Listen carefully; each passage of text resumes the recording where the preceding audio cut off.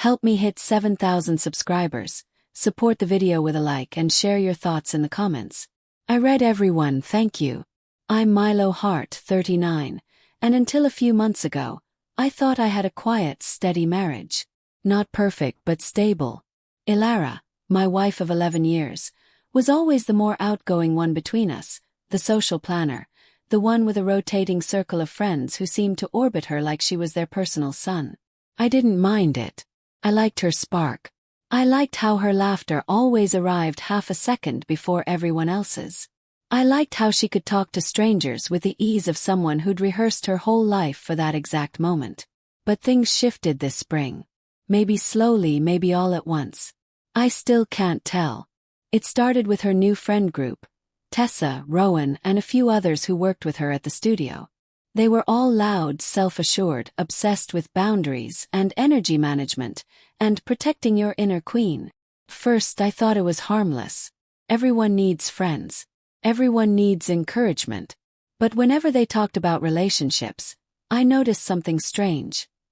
The men were always the problem. The men were always the ones needing correction, molding, guidance. I figured it was just their style. A little dramatic. A little self-inflating. Nothing dangerous. But then came the new rules. It was a Saturday night at Rowan's apartment, one of those polished, plant-filled lofts that looked like it had been curated by someone who feared clutter the same way most people fear disease. We'd gathered for what Ilara called a casual couples hangout, which in hindsight was the most dishonest description she'd ever spoken aloud. There was nothing casual about that night.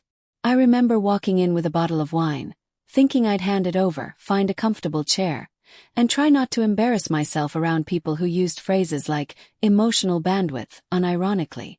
But as soon as we stepped inside, I sensed something was off. Everyone was arranged in a loose semicircle, as if waiting for a presentation to begin. Tessa shot Ilara a conspiratorial smile. Rowan raised an eyebrow at me like I was the surprise guest of a show I hadn't agreed to attend. Ilara cleared her throat. "Milo," she said, placing a hand on my back. "Before we settle in, I want to go over some new structure I'm implementing. For us." I blinked. "Structure? New rules," she corrected, smiling like this was a perfectly normal way to begin a social evening. "Just a few things to help us maintain emotional balance." Her friends lit up, bright, eager, like a trio of proud coaches unveiling their star players' progress. I felt heat rise behind my ears. "Right now." "Yes." "Yes." She clasped her hands. I wrote them down.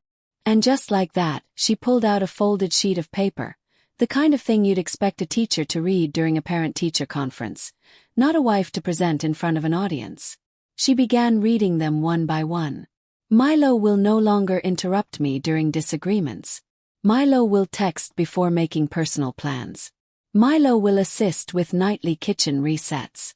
Milo will practice active listening when I express emotional needs. Milo will limit his gaming hours to weekends only." With each rule, her friends looked at each other and smiled, nodding like a panel of judges awarding points for discipline. Someone giggled. I think it was Tessa. That sharp, nasal laugh she had. The kind that always sounded like she was laughing at someone, not with them. I caught Rowan whispering, "This is iconic," under his breath. I stood there, awkward, stunned, trying to piece together how my marriage had turned into a classroom demonstration. The humiliation didn't hit all at once.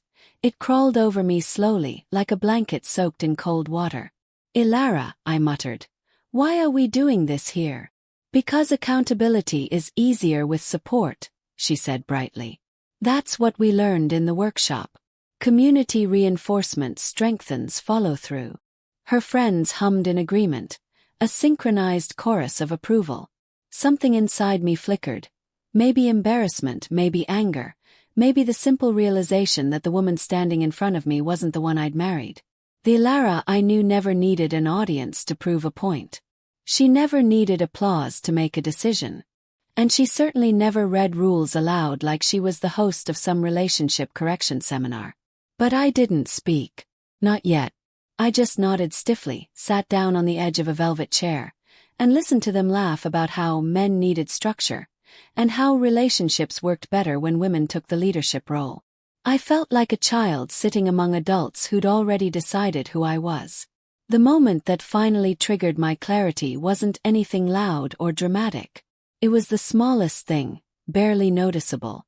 As Alara finished reading the last rule, she glanced at me, then at her friends, as if waiting for their approval, not mine.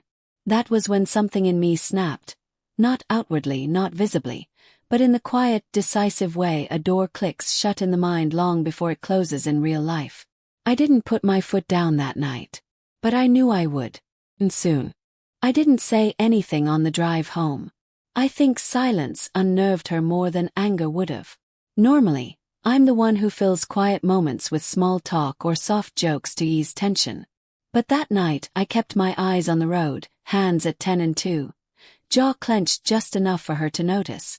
When we pulled into the driveway, she unbuckled slowly, as if expecting me to open up the moment the engine stopped.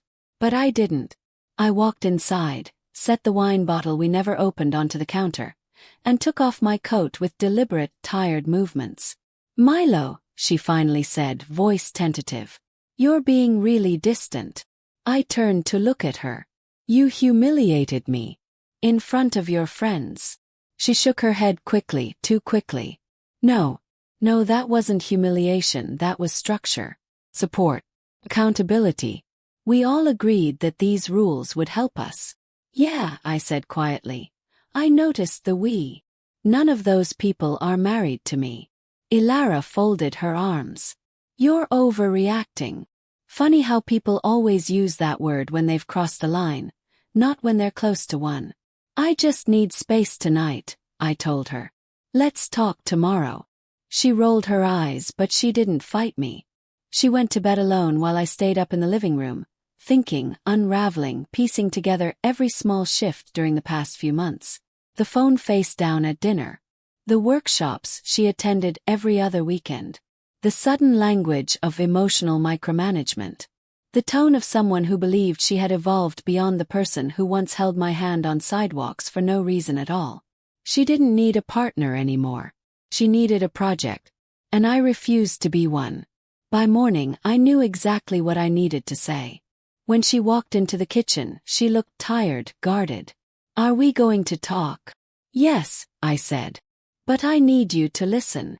She sat down at the table, defensive before I even spoke. "Ilara," I began, "I love you. But what you did last night was disrespectful. Not because you made rules, but because you involved other people in our marriage." Paused, letting the truth breathe. "You treated me like a student. Or worse. Like someone who needed to be corrected in front of a crowd." She blinked, caught off guard by the calm in my voice. "I didn't mean it like that. Intent doesn't erase impact," I said. "You want structure. Fine. We can talk about expectations. But I won't be corrected publicly. And I won't live in a relationship where your friends get a vote." She shifted, the defensive edge softening just a little. "I just thought, you never complained before. I thought maybe you needed more guidance." "Guidance," I repeated. "You married me, Ilara. Not a child." Her eyes flickered. Not anger, not guilt, but something else. Fear, maybe. The fear that comes when someone realizes they pushed too far without noticing how far that actually was. "I didn't know you felt this strongly."